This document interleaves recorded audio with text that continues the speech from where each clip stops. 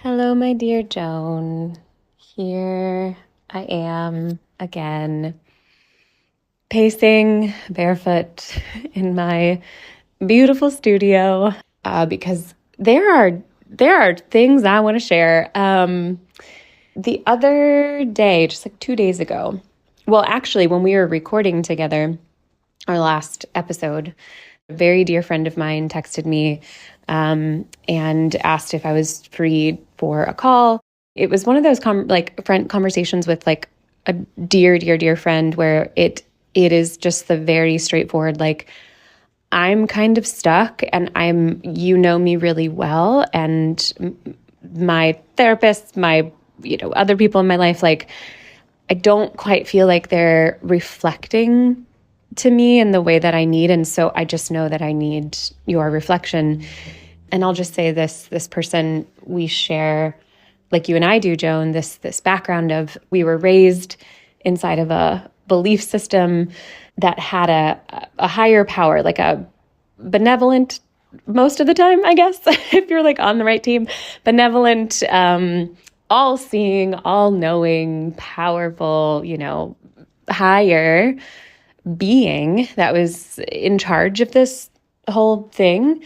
And because we were raised in a belief system that taught us that sometimes this was manipulated in a way where we were told we needed to have faith and surrender, which are like great things. But as we all know, any of us who deconstructed a fundamentalist religious belief, like those terms and therefore those states can be really, can be distorted, can be manipulated, can be abused. And what I was sharing with my friend that I was hearing kind of underneath the questions he was asking me, underneath the premises he was, supposing and therefore the questions he was asking, I was hearing the somatics of what he was describing in his experience. And because I know him so well, I at a certain point reflected to him by way of sharing my journey first that, staying in that state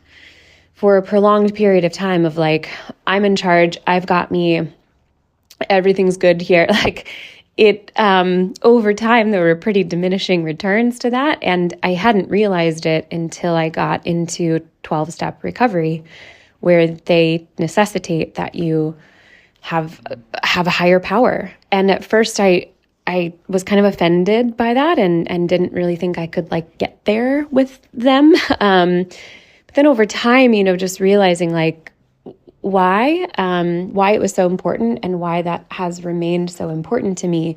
And this is what I told my friend when he at first was like, I can't believe in God again. I was like, then don't pick that God. pick any other God. That's why the language is the God of your understanding. I was telling him how really my higher power at this point just is quantum physics and natural law. It's the fact that the organizing principle of the universe is resonance. And if I can get in alignment with that, then I can, and this is what I said to my friend, I can access the somatic state of surrender and trust and relaxation. If I don't have that higher power, I told him, if you don't have a recognition of some sort of force or power beyond you that is actually driving the car, that is good and trustworthy and solid and believe-in-able, your body, your nervous system will not ever access that relaxed state of trust that maybe this all really could work out okay, and maybe even better than okay. And what I told him is, what I was really hearing and feeling and sensing and what he was sharing with me is like, it's really all this other stuff you're wondering about, the specifics, will, I believe, speaking from my experience, will start to just sort themselves out if you can access that state. And that's, I couldn't personally access that state without, reinstating some sort of higher power, some sort of God. Ty and I have this kind of, I guess we could call it a prayer of sorts, that we say often and go for long periods of time, for forgetting to say. And this afternoon, while writing my pages, it felt really important to actually write it out. And towards the end, there's a line that says, "I am a vital thread in the web of life." And I think that's really what I mean, more than like you need a God. It's like you need, your system actually needs, this goes back to what we were talking about of interdependence. Your system actually needs to be able to access the state of knowing, believing, trusting that I am a thread, a vital thread, but a thread in this larger web of life. Maybe your higher power is the web of life. My dear friend who I share this studio space with, I would, if I would be so bold as to like maybe name her higher power, she talks constantly about the web and her devotion to the web. And so the web can be your higher power. Resonance can be your higher power. You get to play with it. You get to be creative with it. But if you're going to play and explore in the realm of imaginative possibility, what is required is a commitment, like sometimes a really fierce commitment to some very specific somatic states, a commitment to cultivating and protecting and maintaining those states at all costs, no matter what is going on in the world, in the news, in your home, even just this constant devotional commitment to the maintenance of these states of curiosity, of openness, of hope, of faith, of trust, of surrender, of optimism even. I have been so committed to this state that I kind of can't help it anymore. I mean, I can, but I'm not interested in like helping it and like damming that up. And so, yeah, this all really feels like, well, a reiteration of one of the emergent strategy principles of what you pay attention to grows. Yeah, the more that I pay attention to the better feeling thought that there is an organizing principle, energy at work in the universe, and it is one of resonance. It is neutral, actually, and it's one that I can play with and be in participation with in whatever way that I would like. But I don't have to believe that I am in charge of everyone's everything all the time in order to be well, because if I am in alignment with what makes me feel well, resonance will simply take care of the rest. And that is true for me. And that is innately true for every body as well. So I can I can set down that imaginary burden of having to figure it all out. And that just feels so much better. It feels so much better. So those are all of my meandering, pacing thoughts for today. I hope that you are having a gorgeous week, and I look forward to hearing from you soon. Bye, Joan. Oh, wait. P.S. My office mate here, we had lunch together last week to kind of get to know one another a little as office mates and network a bit. And he told me he listened to our podcast, but he has this big whiteboard where he's got like all these quotes and ideas and strategies and stuff written up. It's a very inspiring whiteboard. And I want you to know that your body is committed to wholeness and vitality is on the whiteboard. He told me last week, he's like, that made it to the whiteboard. And what lit me up earlier when I went in there to get some hot water is that he has it quoted to J and J. And I love that so much. I thought it was so sweet. So I wanted to tell you that too. Okay. Love you. Bye. Jamie, I'm just driving home from work. I'm gonna go pick up the kids. So this one will just naturally be shorter because I'm like 5 minutes away and I still wanted, I just was just luxuriating in your beautiful exploration of imaginative possibilities with your pacing. Um, and just that, especially that little PS at the end. That's what I'm feeling right now, especially the J and J, and just the notion. I mean, kind of speaking of like how I think of emergent strategy is like this, right? So, and it's connected to the whole theme of this season, right? So, uh, this idea that when we have these ideas, like if we spend time paying attention to our bodies and to ourselves in relationship with our bodies, and we notice what feels the most vital, what feels like it lights us up, what it feels like it would feel good to share with the world. And it can be with the world or it can be like with a person, like who cares, right?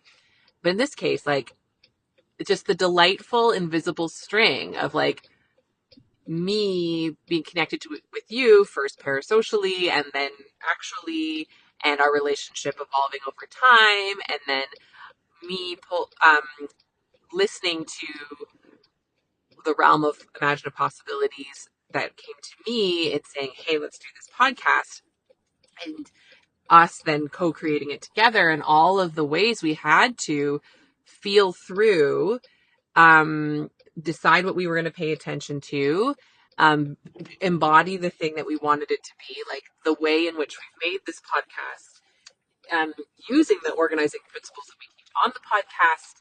Like, I just believe that all helps the medicine of it. And through that, then, through time and space, so like, at this point, at least a year, if not years later, now this human has written on their whiteboard this beautiful quote, and it's J and J. I just like that kind of stuff gives me the chills, and those are the little like droplets of change, and in terms of like impact, almost sounds too violent, but like we don't know all the ways that as we walk through life we can be ushering in the world we want to see. But I don't know it for sure, but I can trust it, and I can believe that better feeling thought that is what I am doing. And it changes my actions when I think of myself in that way. And then also I'm paying attention to the ways in which it's happening, which then changes my reality because it's what I'm paying attention to. Like it's wild. It really feels like magic. And it kind of is, right? Like I guess I know you've explored like practicing magic. So I forget all the steps. So it's like setting an intention and doing an why am I even trying to like quote something I don't know? But like that literally like practically practicing magic, it sort of is a similar procedure. Please correct me if I'm wrong. But holding that intention, looking for that in the world, and then like enacting it, and it feels so good. It's so fun. So yes, thank you for sharing all of that. The idea of there's something, the thing that I think is the greatest gift I was given in being raised within that certain belief system, speaking to what you were saying earlier in your voice memo to me, and then deconstructing that faith system and exploring all that I explored.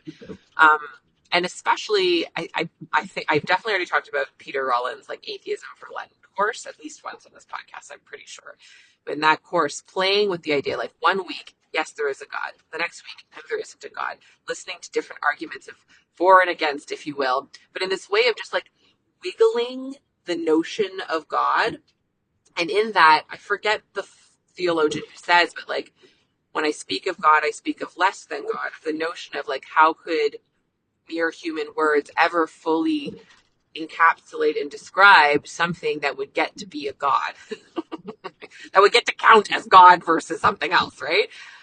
And all of that to me, again, is like, that is what, if you don't get nervous about being in the realm of imaginative possibility, if instead you learn to bathe and swim and dance and play and frolic in the fields of the realm of imaginative possibility, which is uncertainty, which is the unknown, which is like infinite possibility.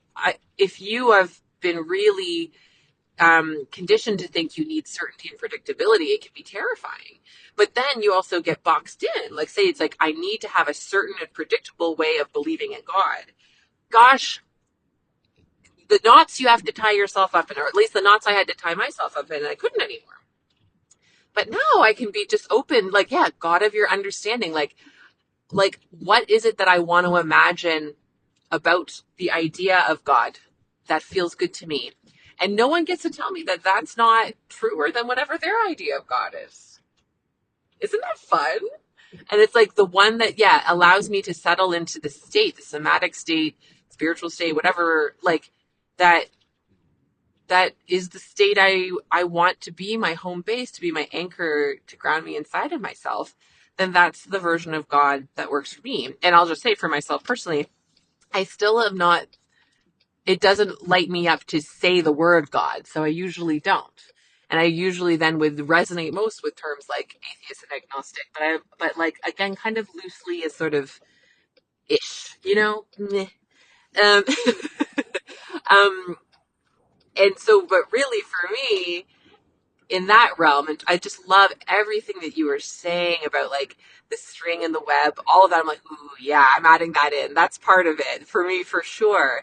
The notion of knowing I am not alone in this, that I am interconnected with nature and the world around me, that I really like, part of my spiritual belief is we belong to each other, and in a non-codependent way, but in a way where our existence matters to one another. And what if we acted that way and treated each other as precious, you know, precious, sovereign, autonomous beings?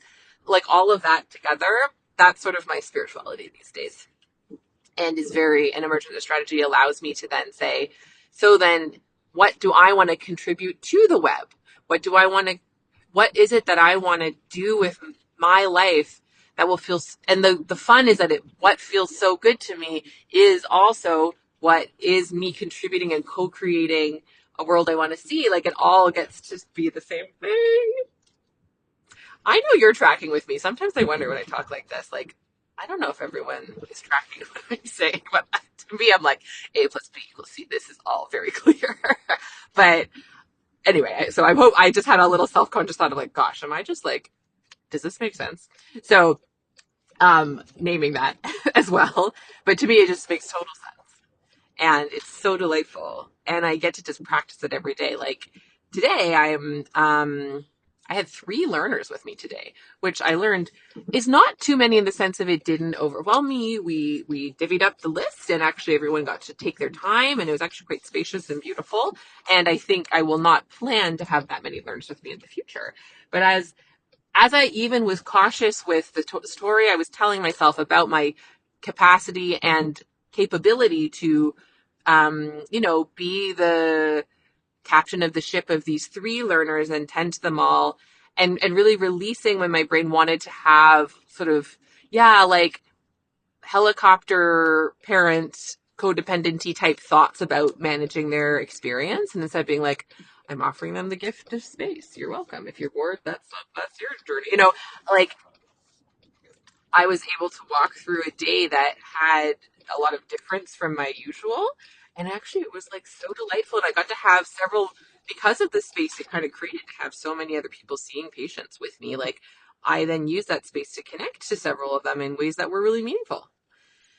And to me, that's an example of, again, like when you are, I'm trying to land the plane here because I'm now at my children's school and I'm going to go pick them up. But like,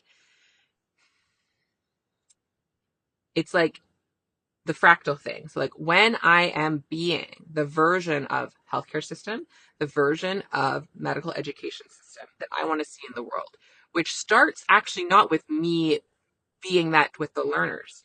It actually starts with being that with myself, with being my own kind, encouraging, loving, affirming teacher to myself, and releasing harsh stories of how I show up with them.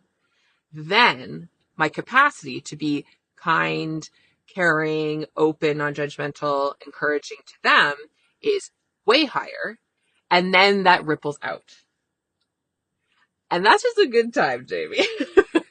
It's just a good time. So that's what's coming with me when I shared with you. 10 minutes. Apparently that's how long it takes to get from where I was to where I am now. Good to know. So I'm going to pause it there and flip it back to you.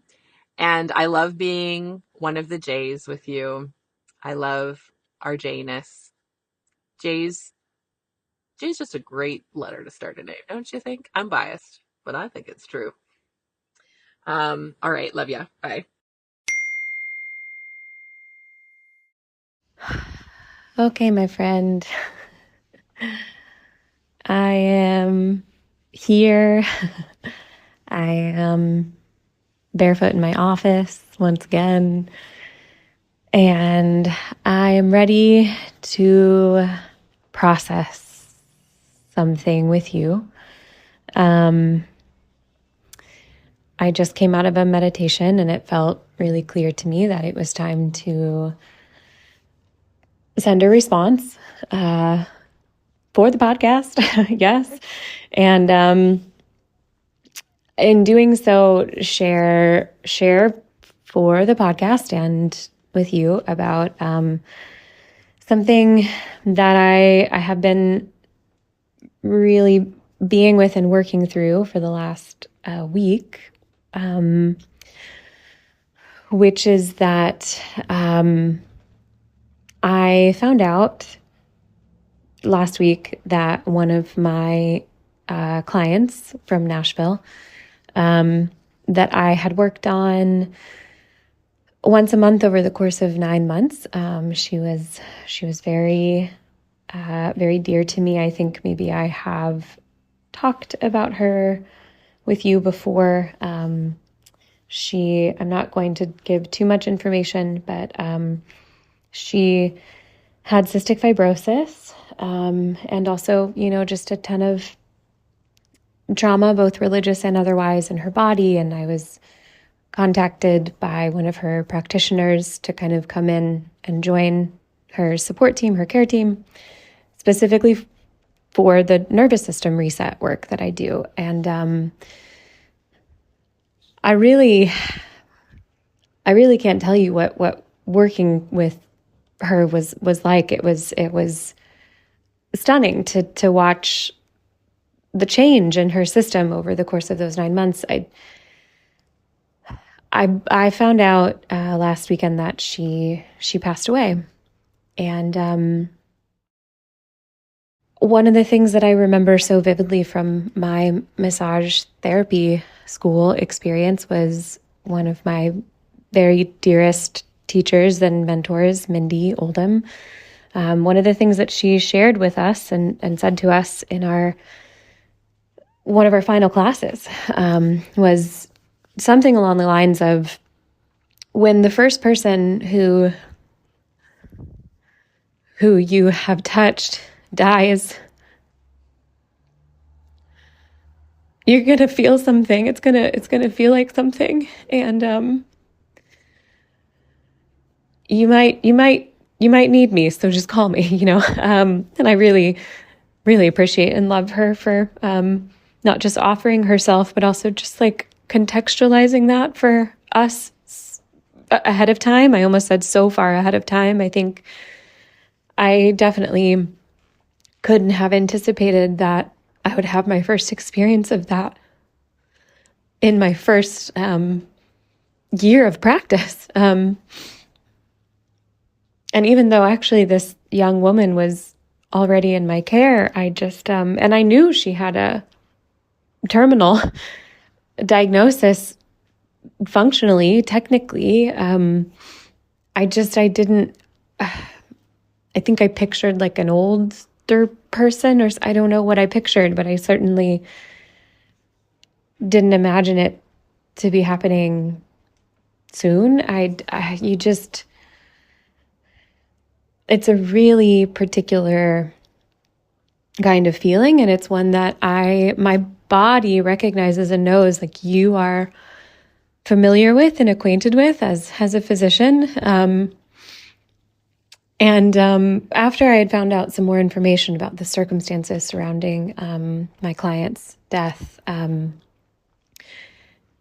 what became really clear to me is that essentially the simplest way I can put it is that I was asked to join a hospice team of sorts, but I didn't know that. I actually didn't. My client and I, we never really talked about the nature of her condition, the degenerative nature of it, or how she never really shared with me the degree to which apparently, for the entire time we were working together, her lung capacity was diminishing and diminishing. I had some frame of reference for that, but this practitioner shared with me on the phone the other day, well, at the end, she only had like 20% lung capacity. And I was like, I didn't know that actually. Like from my vantage point, she had been healing really profoundly and really substantially. Like her capacity for touch, for presence, for joy, just her capacity for life. Over the 9 months we worked together, I just saw it steadily increase over time. And in many ways, the last time I saw her in December, 2 months before she passed from complications from the flu, I swear to God, she was like the best I'd ever seen her. And I've been really conflicted about that. Just this feeling of, how could she have died two months later? And then this practitioner telling me, like, really what was going on behind the scenes the whole time that I really wasn't that privy or tuned into is that my client was in like this longer term active process of dying, which is why it matters so much that what we were doing in the last year of her life was not trying to keep her from dying, but we were expanding her capacity to live until it happened. And I was writing about this in my pages, and something just clicked for me that I was like, that's all any of this is. Like, there were these voices in my head that were like, if I had maybe done this, could she have it? And just as I was writing my pages, the futility of that was so obvious to me, because truthfully, at the end of the day, everybody I ever touch is going to die. I can't prevent that from happening to any of them. That's not what healing is. That's not what healing is. Healing is expanding your capacity to the fullest extent that life makes it available to you to expand into until you die. Don't die before then, basically, is how you could describe my work, is I'm helping people not die before they die. And my client did that. She did that. The last year of her life was the biggest year of her life, and it was a huge honor to participate in that work of expansion with her. And I'm so grateful that life brought her and I together, so that I could learn from her, so that she could learn from me, so we could co-create this symbiosis that, like, I will never forget. I will never forget. So practitioner to practitioner, I just knew I wanted to share this with you, Joan.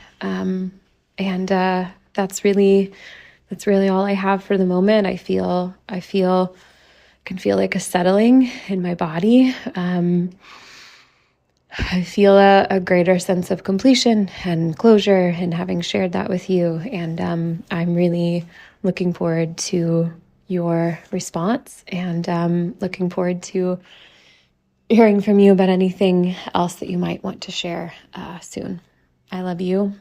Thank you for our opportunity, for creating this opportunity for the two of us to co-create a symbiosis with one another as well.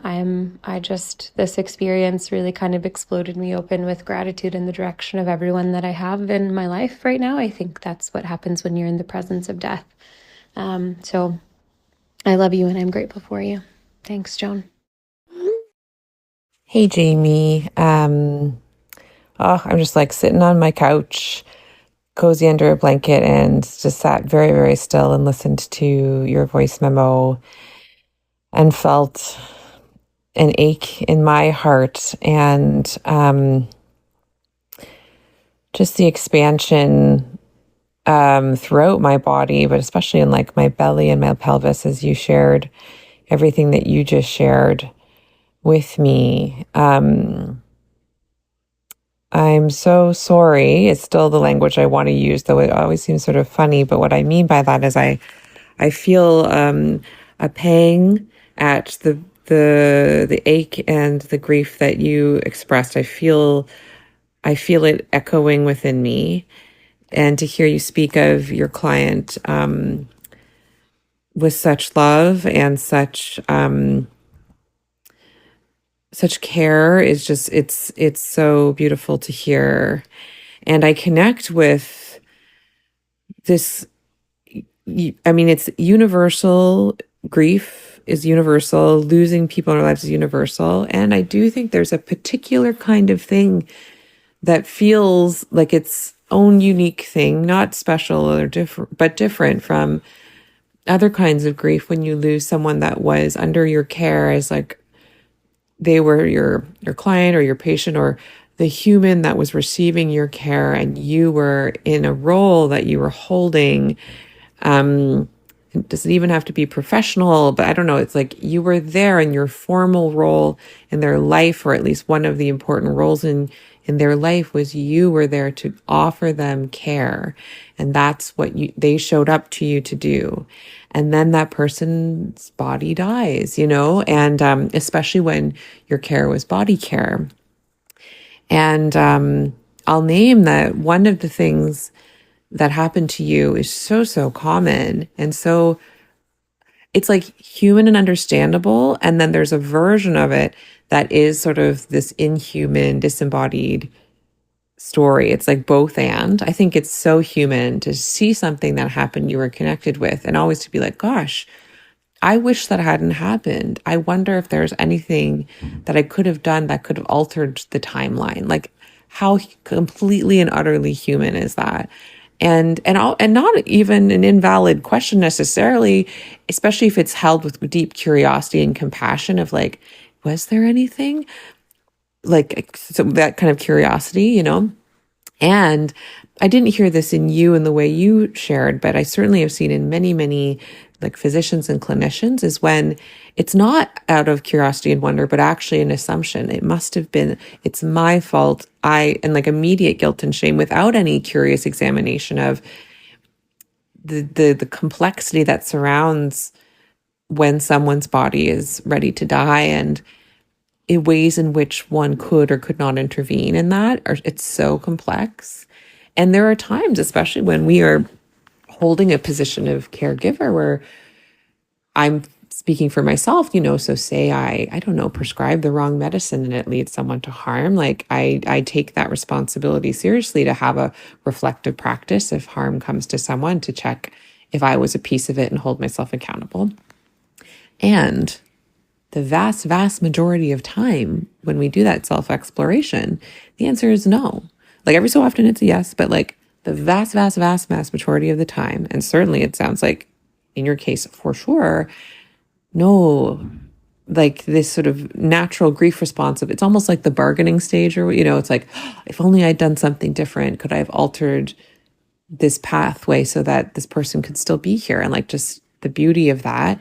And then holding space for that grief to say, hey, of course, it would have been beautiful if this person's life had been extended, especially in this case.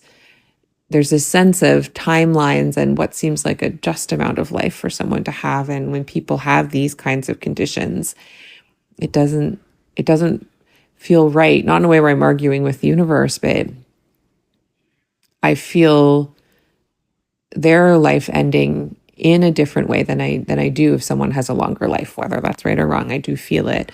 I think of some of my patients who have had the kind of genetic conditions like this one where they got a shorter amount of time on earth as a direct result of the conditions they had, that though their bodies were still so beautiful and were absolutely still committed to wholeness and vitality, certain pieces of their body, you could say, had the wrong building blocks, or I don't know exactly how I'd want to say it, but pieces of that commitment had gone astray and altered the ability of the whole body to continue living as long as is typical for a body.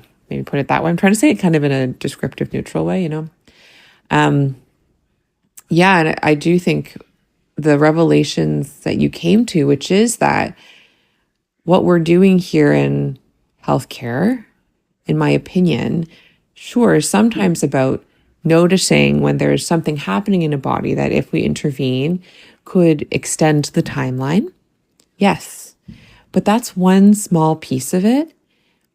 And certainly there are times where we're so obsessed with extending the timeline, we forget the other directions in which healing can, and in my opinion, should happen, which is that wholeness and vitality kind of piece, which is what I hear you speaking of, like to not die before you're dead, and to find a way to stretch out the way we offer care so that it includes all those dimensions of life here on earth.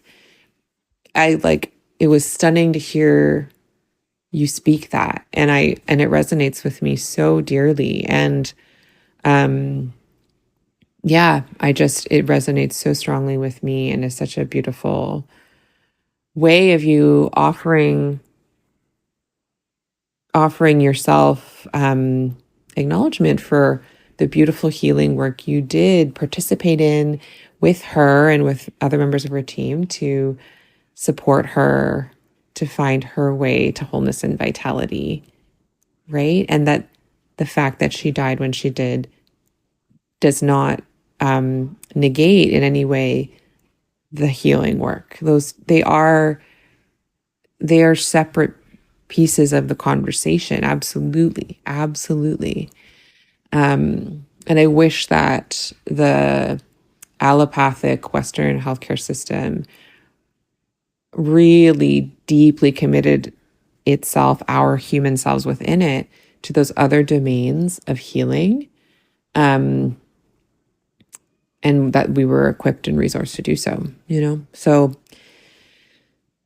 yeah, that's my response. And just like, I'm giving you a big hug from across the airwaves and across time and space, and connecting to all the tears that I've shed for patients who have been in my life who have passed. And I don't know if it'll feel right for you to have a ritual, but I have like a sticky note with a bunch of names on it that's buried somewhere in one of my desk drawers. And when someone else passes away, I unearth it and I add it to the sticky note.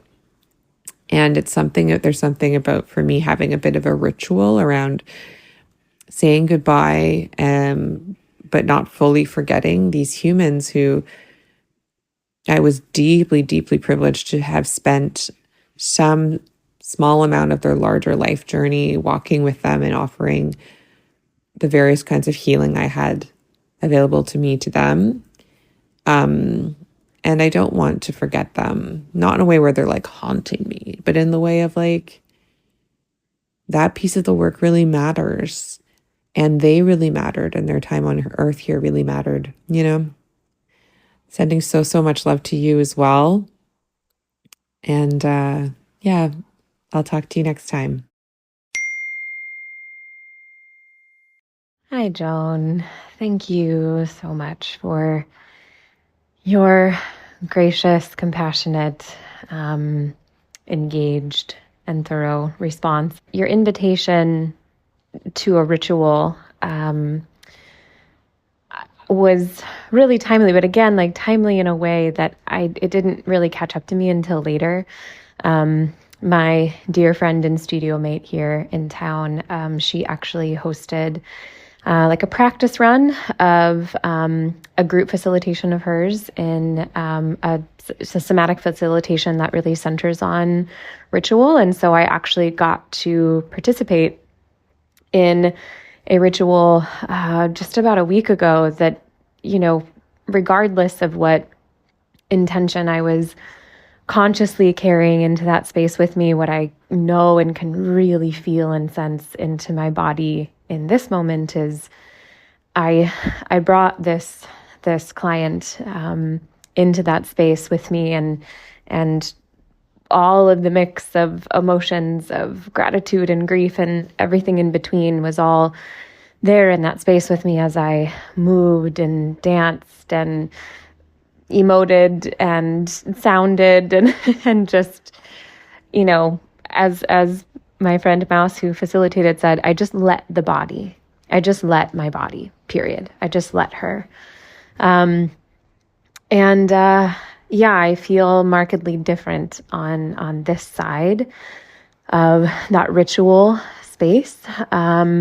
Now I feel much more grounded and integrated through the process. And I, like you, have this just knowing, this deep sense in my being that I will be carrying her with me for a long time, maybe forever. Maybe that's how it works. I don't know. I'm new here. I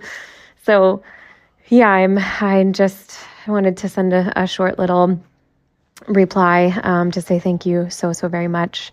I am really looking forward to sitting down with you again in a few days to record our next episode with our very dear friend, special guest, Roxanne. It's gonna be a party, and excited for everyone to hear it. So thank you, Joan. I hope you have a beautiful day. Love you. Bye. This is Experiential Anatomy. Thanks for listening. I'm Joan Chan. And I'm Jamie Lee Finch. Experiential Anatomy is co-hosted and created by us. Amber Wyndham is the editor. Julia Wyndham is the supervising producer. Senior producer is Elizabeth Wyndham. Aaron Beatty leads our community management. Our theme music is Park Pier 3 by G's Guy. If you have any thoughts, questions, or stories to share about this week's episode, email us at exanatomy@gmail.com. Please follow, rate, and review on your favorite podcast platform. And remember to join us over at exanatomy.substack.com. Experiential Anatomy is produced by Windhaven Productions.